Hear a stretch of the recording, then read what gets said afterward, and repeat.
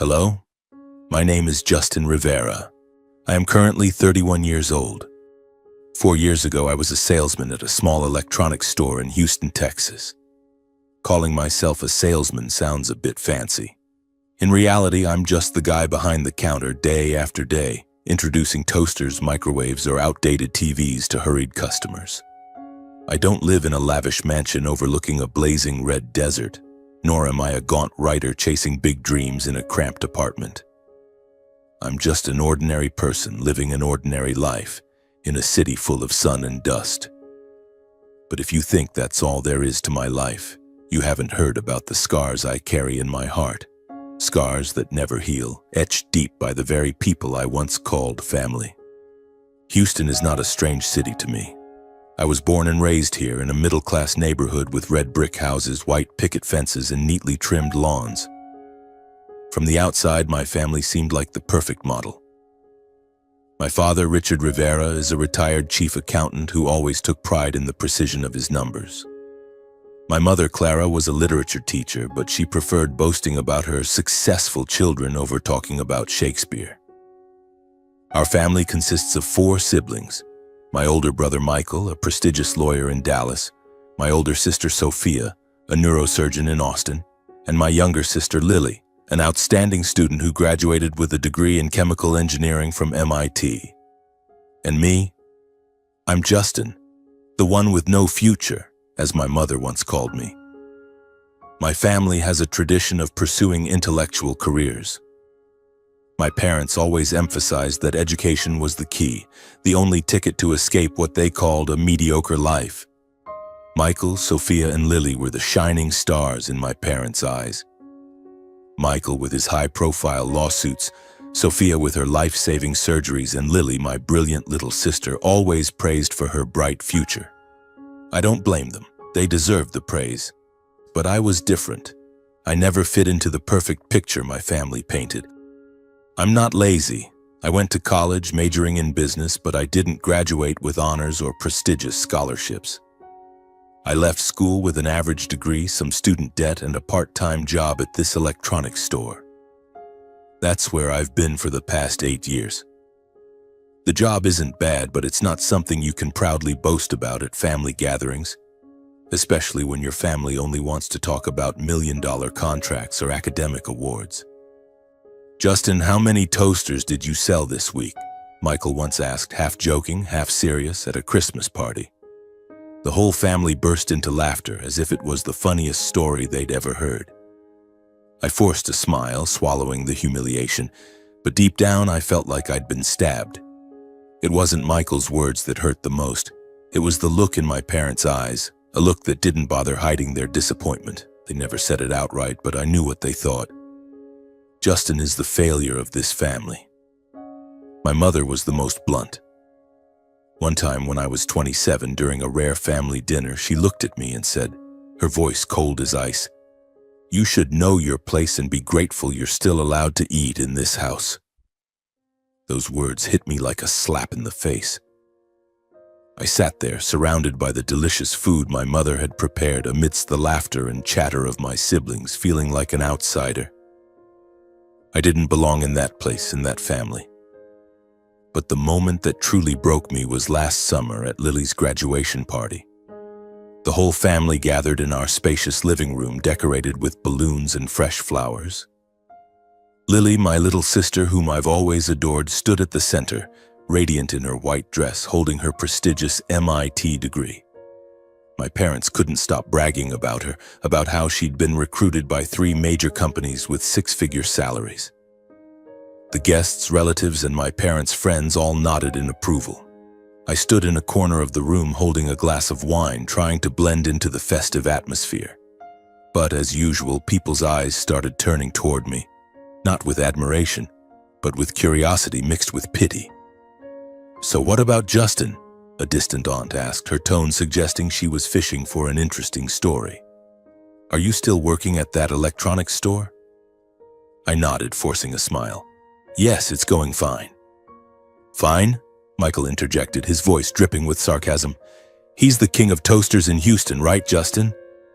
The room erupted in laughter again. That laughter felt like tiny knives stabbing at my heart repeatedly.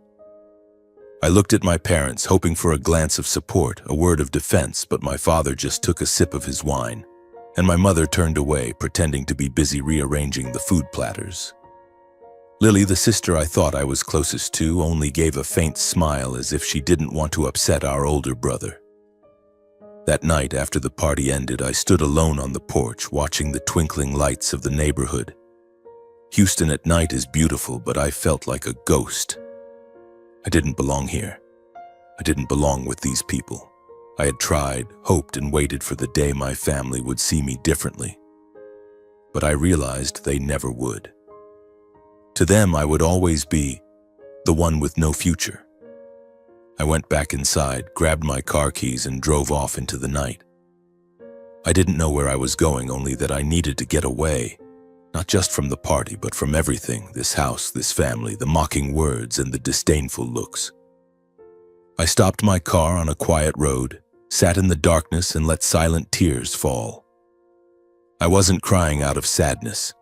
I was crying out of anger, out of helplessness, out of the realization that I had let my own family define my worth for far too long.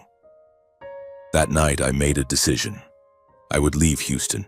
I would cut off all contact with my family. I would start over, not to prove to them who I am, but to prove it to myself. I didn't know what lay ahead, but I knew one thing. I couldn't keep living in the shadow of their contempt.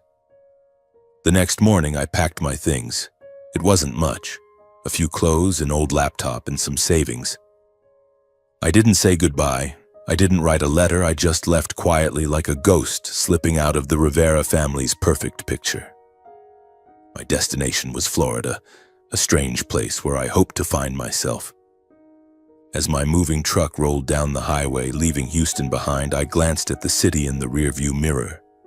The skyscrapers, the familiar roads, they grew smaller and then vanished. I don't know if I'll ever return to this place, but I do know one thing. I will never again let anyone, not even my family, make me feel worthless. I drove across the state line, the blazing Florida sunshine hitting my eyes so bright it made me squint.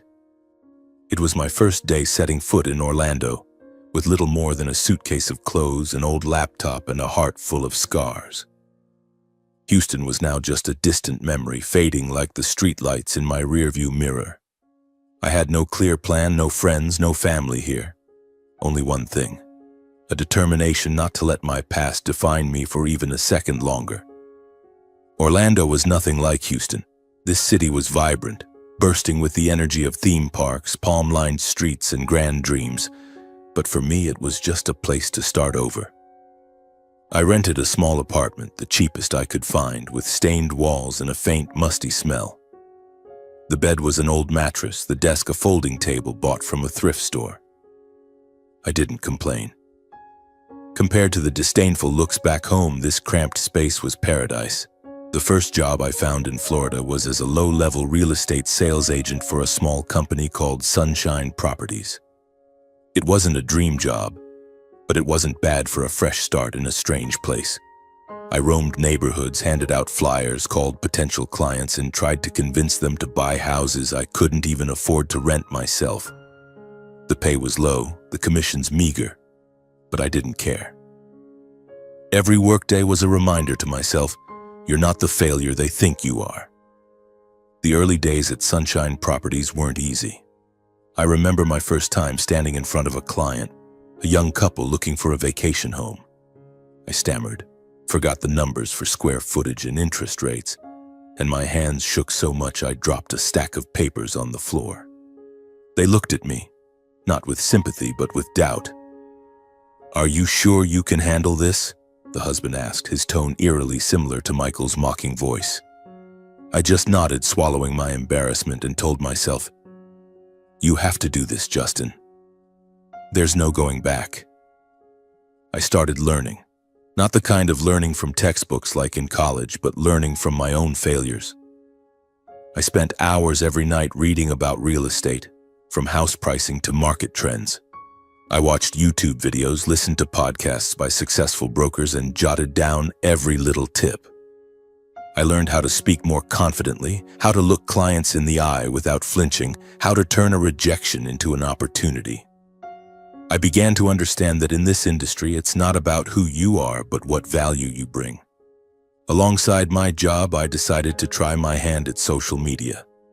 I wasn't the type to show off, but I realized that if I wanted to succeed, I needed to build my personal brand. I created a TikTok account, posting short videos, sharing home buying tips, market analysis, or just stories about my workday. At first, my videos only got a handful of views, mostly from old friends in Houston, probably curious to see what the toaster salesman was up to. But I didn't give up. I learned how to edit videos, choose background music, and speak in a way that captivated viewers. Slowly, the numbers started to change. 10 views became 100, then 1,000. A video about 5 mistakes to avoid when buying your first home unexpectedly got over 50,000 views. I couldn't believe my eyes. Those videos didn't just bring followers, they brought clients. One day, I received a message from a stranger on Instagram. "I saw your video on TikTok," they wrote. "Can you help me find an apartment in Orlando?" That was the first time I realized the power of building a personal brand. From then on, I worked harder, not just at Sunshine Properties, but also on my own image. I started getting invited to real estate events, meeting investors, and even appeared in a small local newspaper interview. They called me a promising young broker. I just smiled, but deep down I knew I was on the right path. The big break came one scorching afternoon when a major client contacted me. He was an investor from New York, looking to buy a plot of land in Orlando's suburbs to develop into a resort. I had no experience with million-dollar deals, but I didn't let that stop me. I researched day and night, preparing everything meticulously, from zoning maps to profit forecasts.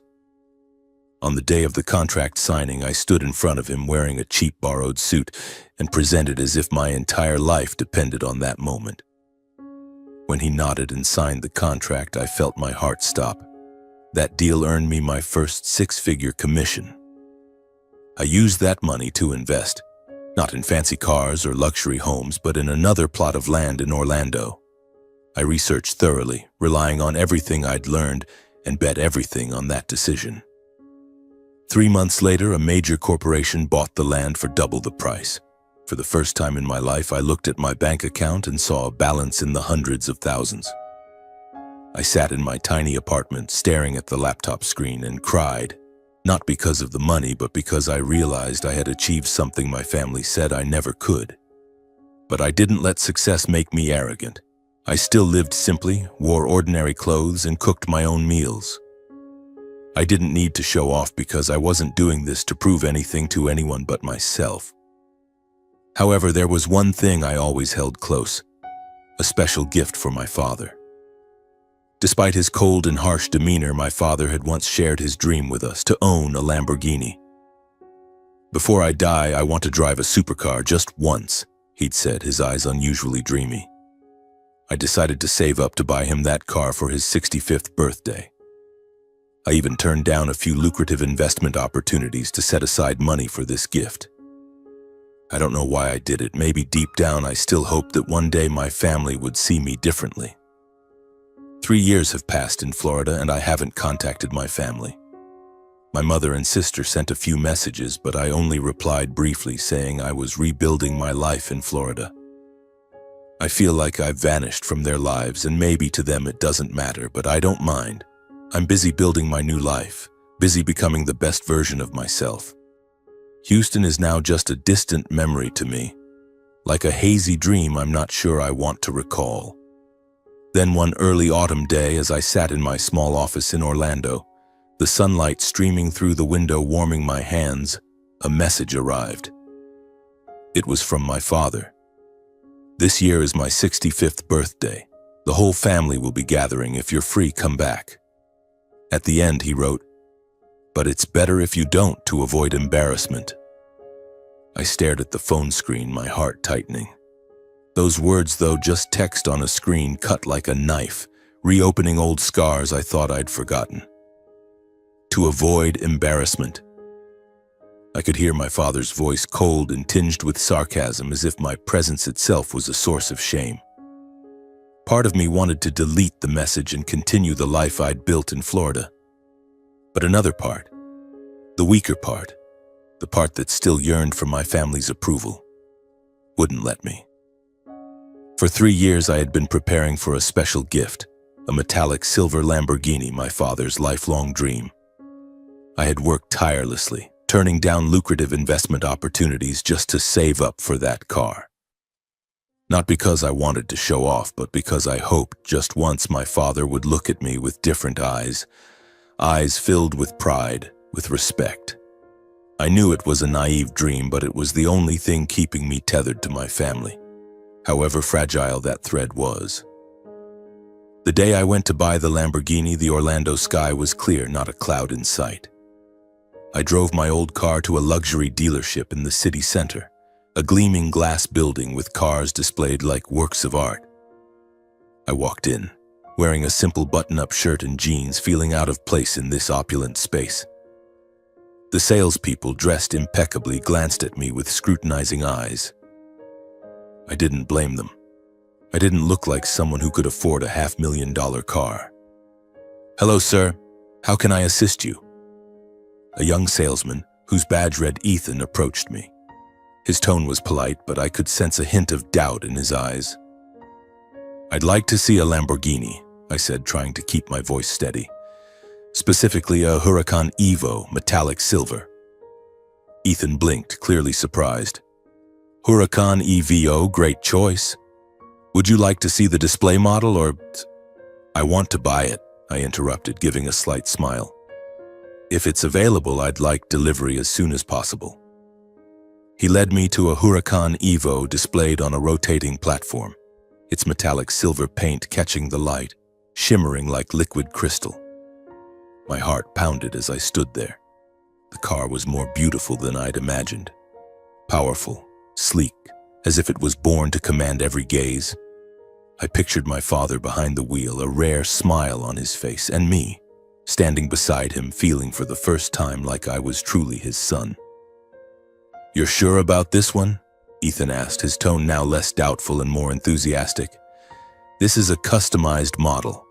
Alcantara leather interior, V10 engine, 640 horsepower. Starting price is $485,000, not including additional options." "I want it," I replied without hesitation. "But I have a special request. This car is a gift. I want it delivered to Houston, Texas on my father's birthday. And I want it to be a surprise." Ethan nodded, pulling out a notebook. "Great idea. We can arrange delivery in a sealed truck to keep it a secret until the last moment. Would you like to add anything to make it more dramatic? Like a curtain reveal or a light show when the car is unveiled?" I thought for a moment. I didn't want to go overboard, but I wanted the moment to be unforgettable. "I want the car delivered in a sealed container parked right in front of my father's house. When it's time to open the gift, I'll have the container open to reveal the car. But the key, I want to hand it to him myself. I'll wrap it in a small, simple gift box so no one suspects anything." Ethan smiled, clearly caught up in the idea. "Very classy. We can prepare a container with the Lamborghini logo and add some theatrical smoke when the doors open. What about the key? How do you want it wrapped?" "I want a small blue box because that's my father's favorite color," I said, recalling the times he wore his favorite blue dress shirt for special occasions. "Add a simple white ribbon. I don't want it too flashy. I want people to be surprised when they see the key but not think it's something big until the container opens." "Perfect," Ethan said, jotting down notes quickly. "We'll coordinate with the transport team to ensure the car arrives on time and at the right location. Would you like to include a card or a message?" I shook my head. "No card needed. I'll speak to my father myself when I hand him the key." Though in my heart I wasn't sure what I'd say. Maybe something simple like, "Dad, this is your dream. I did it." The process of buying the car took nearly a week to finalize. I transferred the largest sum of money I'd ever spent, watching my bank account dwindle rapidly. But I had no regrets. Every time I thought of my father's face when he saw the car, I felt every effort was worth it. I visited the dealership a few more times to check on the car, ensuring every detail was perfect. Ethan and his team worked professionally, even letting me test drive the car around the lot. The feeling of gripping the wheel, hearing the engine roar like a beast, made me understand why my father dreamed of it. But I didn't drive for long. This car wasn't mine. It was his. I left the dealership with the gift box in hand containing the glossy Lamborghini key, the gift I believed would surprise and make my father proud. The day I drove back to Houston, a light rain was falling. The endless highway stretched before me, raindrops sliding down the windshield like the tears I had swallowed 3 years ago. I didn't know what I was expecting. A hug from my mother, an apology from Michael, or simply a moment where I wasn't seen as the odd one out. I turned on the radio, trying to chase away the thoughts swelling inside me. An old Springsteen song played, singing about people leaving their hometowns to find themselves. I gave a faint smile.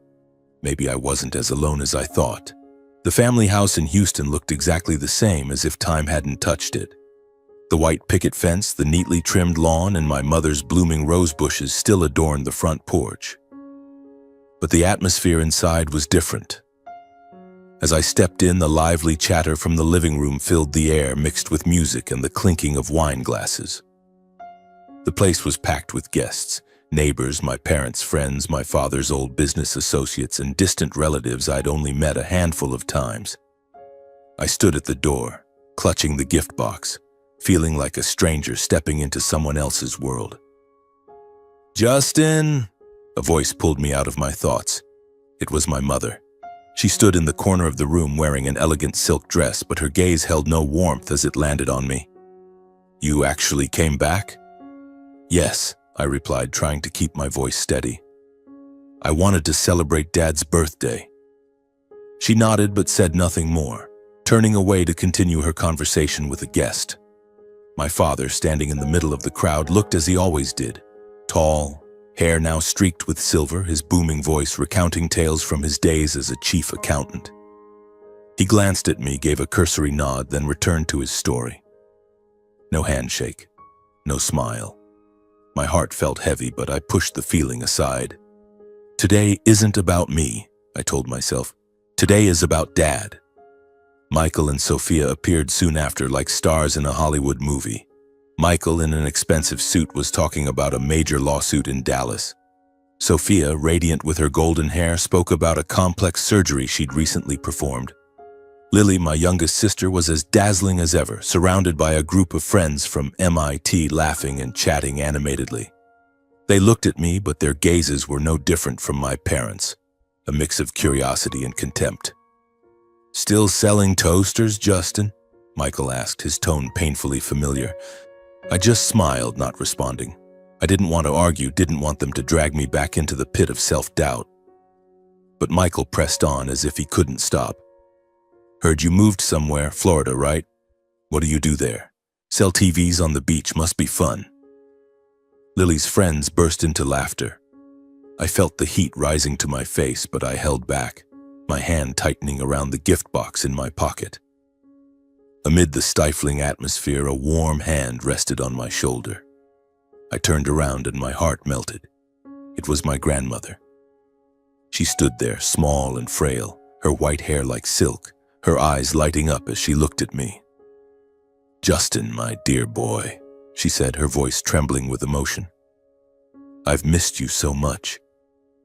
I hugged her, breathing in the familiar scent of her lavender perfume. My grandmother was the only person in the family who never judged me. Every summer when I was a child, I'd visit her in the countryside, running through fields and listening to her stories of the old days. She was my refuge, the only one who made me feel worthy. "I missed you too," I whispered, holding back the tears welling up. We sat down in a quiet corner of the room, away from the noisy crowd. She asked about my life in Florida, my job, and the days I'd been through. I told her not to brag, but because I wanted her to know I was okay. She held my hand, smiling. "You've always been a special child, Justin. Don't let anyone make you think otherwise." Then the gift opening ceremony began. The living room fell silent with only soft music playing from the speakers. A large table was set up in the corner, draped in a white silk cloth piled high with extravagant gifts. Boxes wrapped in shimmering paper tied with red ribbons or encased in intricately carved wooden cases. My father stood by the table, a proud smile on his face, reading out the names of each giver. From Michael, a 30-year-old Bordeaux wine. He opened the box, held up the bottle, and the room erupted in murmurs of admiration.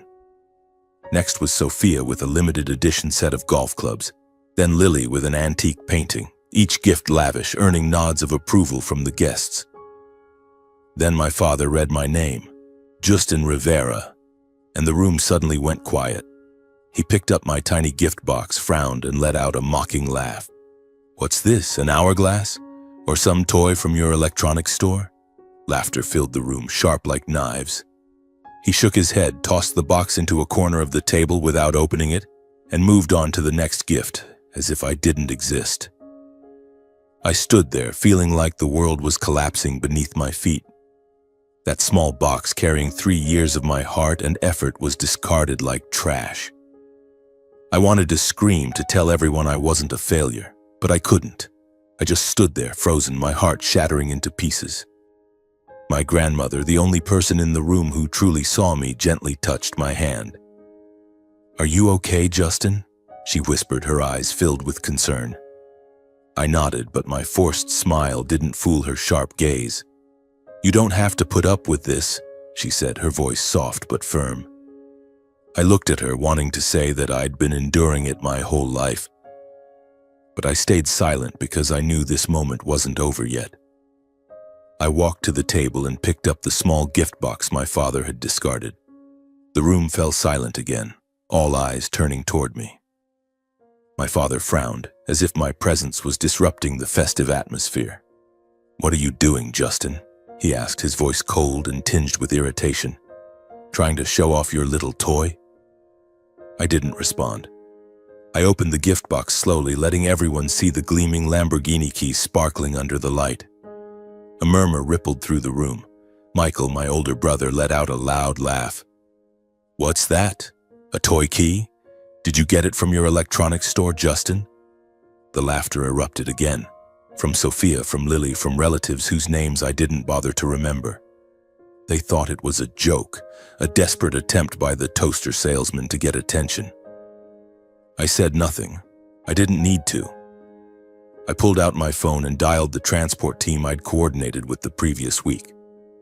"Open the container," I said, my voice calm but resolute. Through the large living room window, people began to notice a massive truck parked in the front yard. The engine hummed, and the container doors slowly lowered. The yard's lights illuminated a metallic silver Lamborghini Huracan Evo, resplendent like a living dream. The crowd fell silent. The laughter stopped, replaced by whispers of astonishment. My father stood frozen, the wine bottle in his hand nearly slipping. My mother, always so composed, stood with her mouth agape, her eyes wide with disbelief. Michael and Sophia exchanged glances as if searching for a logical explanation. Lily, my youngest sister, whom I once thought I was closest to, whispered, "No way." The guests began to stir, some moving toward the door to get a better look. The car stood there, powerful and proud, the very dream my father had mentioned in the rare moments he let his heart show. I stepped into the center of the room, holding the key in my hand. I looked straight into my father's eyes, not with anger, but with a strange sense of relief. "This is my birthday gift to you, Dad," I said, my voice steady, unshaken. "You once said you wanted to drive a Lamborghini before you died. I saved for 3 years, gave up plenty of investment opportunities to make your dream come true. I hoped you'd like it, but it seems I was wrong." No one spoke. The room was enveloped in an awkward silence. My father looked at me, then at the car in the yard, then back at the key in my hand. I waited for an apology, a thank you, a nod, or even just a grateful glance, but he did nothing. He just stood there, motionless, as if he didn't know how to react. I turned to my grandmother. She smiled, her eyes shimmering with pride. "You did wonderfully, Justin," she said, her voice warm like an embrace. I nodded, feeling as though she was the only person in the room who truly understood me. Without another word, I walked to the door, opened the Lamborghini's door, and slid into the driver's seat. The engine roared to life as I pressed the gas, a powerful sound that seemed to tear through the bewildered stares fixed on me. I glanced at my grandmother one last time. She waved, her proud smile unwavering. Then I drove off, leaving behind the house, the family, and all the old scars. As the car glided through Houston's familiar streets, I felt a strange sense of liberation. I no longer needed their approval. I didn't need my father's proud gaze, my mother's apology, or my siblings' respect. This car, the gift I had poured my heart into preparing, wasn't to beg for their love. It was to prove to myself that I was capable of turning dreams into reality. Anyone's dreams. The roar of the engine on the highway was like a song of freedom, but inside, my emotions were a tangle of liberation and pain. I had done what I once thought impossible, faced my family, given my father the gift he had always dreamed of, and left with my head held high. But there was a vast emptiness in my chest. I wasn't sure if I had just won a victory or simply severed the last thread connecting me to them. That evening, as I sat lost in thought in a 5-star hotel room in downtown Houston, my phone screen lit up with Lily's name, my youngest sister, the one I once thought I was closest to in the family. I hesitated, my finger hovering over the answer button. Part of me wanted to ignore it, to block all contact as I had for the past 3 years. But another part, the weaker part, the part that still longed for a shred of family connection, made me press the button. "Justin?" Lily's voice trembled over the phone, lacking its usual confidence. Are you okay?" I gave a soft laugh, not out of joy, but because I didn't know how to respond. "I'm fine," I said, my voice even. "Why are you calling?" She was silent for a moment, as if searching for words. I want to apologize for what happened today, for how everyone treated you, and for how I treated you too." I didn't respond right away. I remembered Lily's glance when Michael mocked me, her faint smile when the room laughed at my gift box. But her voice now didn't sound like someone pretending. It was shaky, full of regret. "What happened after I left?" I asked, unsure if I really wanted to know. Lily took a deep breath. "After you drove off in that car, the room went dead silent. No one said anything for a few minutes. Dad just stood there staring out at the yard like he couldn't believe it was real. Mom was muttering something about how it couldn't possibly be Justin. Michael and Sophia started arguing, blaming each other for mocking you. The guests were buzzing, asking each other where you got the money for a car like that. Some even said they'd seen you on social media, that you're some kind of big deal in Florida or something." I gripped the steering wheel, feeling like my chest was being squeezed. "And then?" I asked, my voice lower. "When the guests left, the family sat down in the living room. Dad still didn't say anything, just stared at the spot where your gift box had been. Mom pulled out her phone and Googled your name, and then they saw." Lily's voice grew softer, as if she was holding back tears. "They saw your YouTube channel with hundreds of thousands of followers. The videos you made with real estate CEOs, the live streams analyzing the housing market, everyone saw them. No one could believe it. Michael kept muttering that it must be someone else." Sophia was silent, her face pale. And Dad just sat there, staring at the phone screen, not saying a word. I closed my eyes, letting Lily's words sink in. I pictured my family, the ones who had called me the one with no future, sitting around the table, confronted with the truth that I was no longer the failure they thought I was. But instead of feeling triumphant, I just felt empty. "So now they know," I said, my voice colder than I intended. "Now what, Lily? What do they want?" I don't know," she replied, her voice choked with emotion. "I just wanted you to know I'm sorry. I was wrong for not standing up for you. I always thought you were amazing, but I let Michael and everyone else drown that out. I just want to say, I'm proud of you, Justin." I stayed silent, Lily's apology was something I had once craved, but now it felt like a passing breeze. "Thank you, Lily," I said, unsure if I felt anything at all. "But I have to go." "Justin, wait," she called, but I had already hung up. I stared at the dark phone screen, feeling as though I had just closed a door. Not the door to my family, but the door to the old version of myself, the one who had hoped, who had waited for their approval. The next day, I drove the Lamborghini back to Orlando, leaving Houston and the memories I didn't want to revisit behind. In the days that followed, I tried to return to my normal routine.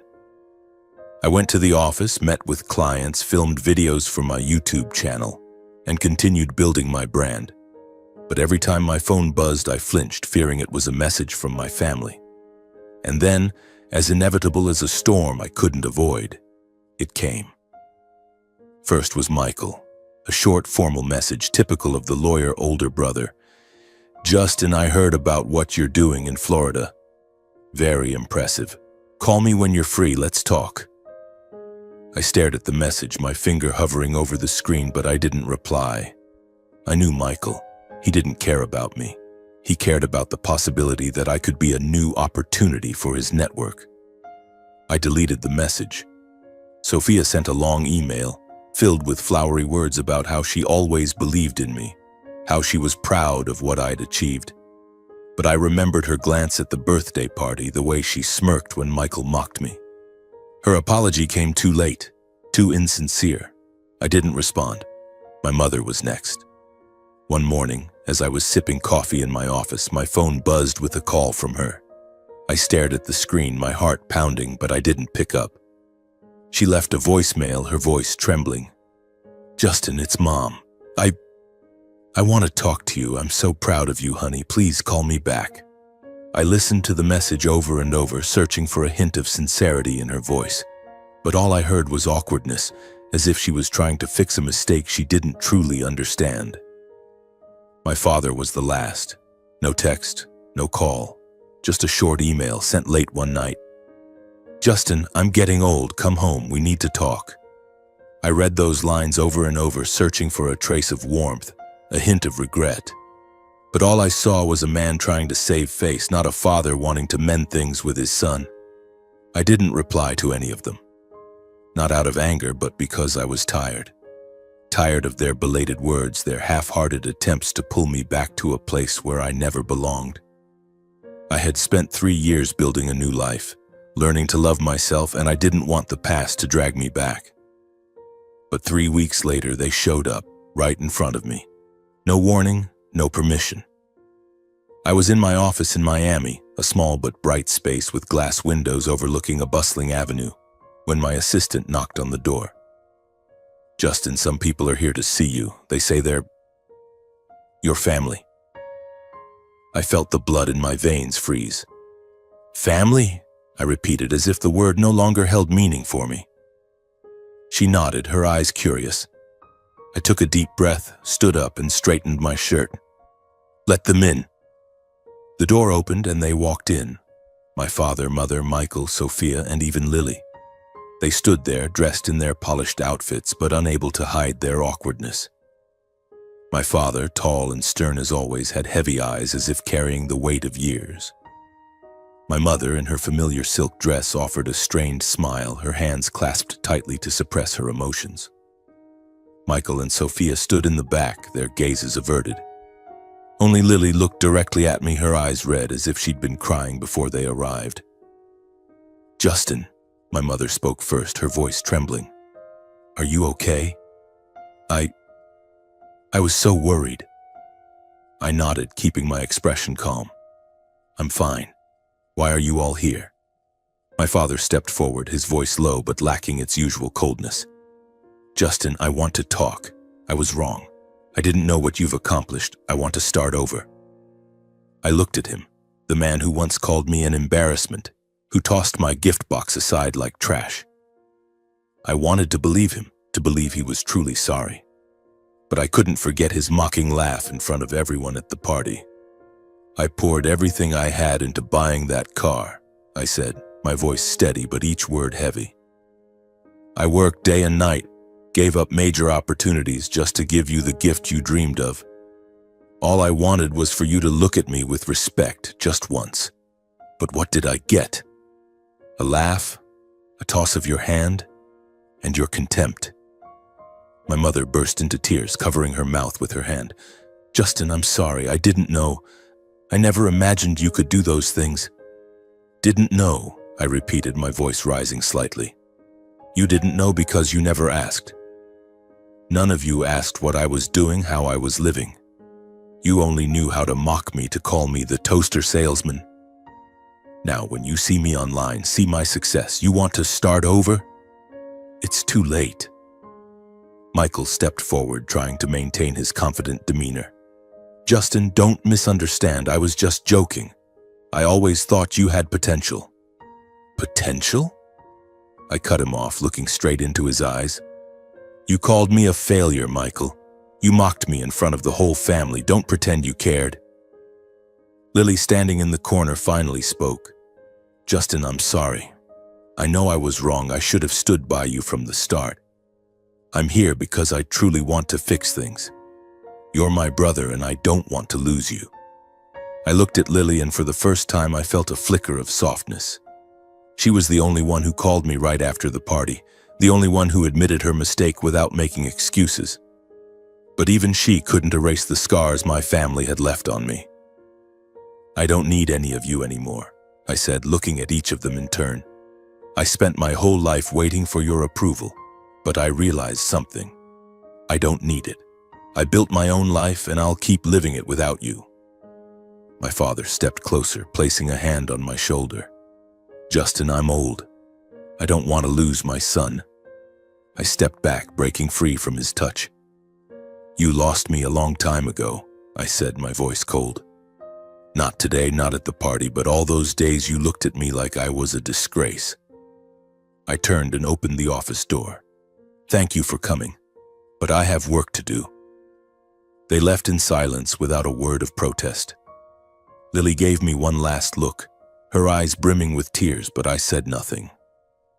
When the door closed, I sank into my chair, feeling as though I had just shed an enormous weight. I wasn't angry at them anymore, I simply didn't need them. After my family left the office, I sat in the quiet space with only the hum of the air conditioner and the Miami sunlight streaming through the glass. I looked out at the bustling avenue below, cars speeding by, people hurrying through their own lives. For the first time in my life, I felt truly free. Not free from my family, but free from the longing for their approval. I had spent too many years waiting for a proud glance from my father, an apology from my mother, or a hug from my siblings. But now I realized I didn't need those things to feel worthy. The Lamborghini, I decided to sell it. Not because I needed the money, but because I didn't want to keep something that reminded me of my naive hopes. I contacted the dealership in Orlando, and they found a buyer within just a few days. As the car was driven away, I watched from a distance, feeling like a chapter of my life was closing. I didn't keep the money from the sale. Instead, I invested it into a project I had been dreaming of for a long time. A training center for young people who had been rejected by their families, people like me who once felt they didn't belong anywhere. I wanted them to know they didn't need anyone's approval to succeed, that they could write their own stories. But there was another dream I wanted to fulfill, not for my father, not for my family, but for the one person in the house who never turned her back on me. My grandmother. She had always talked about her dream of owning a small farm in the countryside, where she could wake up each morning, watch pigs and chickens roam, and feel the peace of rural life. When I was a child, the summers spent at her house were my happiest memories. She taught me how to grow vegetables, care for chickens, and told stories of her youth with a warm smile. I wanted to give her that, not as a gift to prove anything, but simply because she deserved it. I found a farm in the outskirts of Texas near where she lived. It was a sprawling piece of land with a cozy wooden house, a clean barn, and a lush green field. I hired help and installed every convenience to ensure she could live comfortably. When I visited and took her to see it, her eyes lit up, as if she were reliving the dreams of her youth. Justin, "You did this for me?" she asked, her voice trembling. I held her hand and smiled. "I want you to be happy the way you've always made me happy." In a YouTube video at the end of that year, I shared my story, not to boast, but to send a message to those struggling with toxic relationships. Be strong enough to walk away from what hurts you, no matter who it is. Family doesn't define you. You define yourself. That video went viral, watched by millions, and I received hundreds of messages from young people saying my story gave them the courage to move forward. What about you? Do you have a story to share? Let me know in the comments below.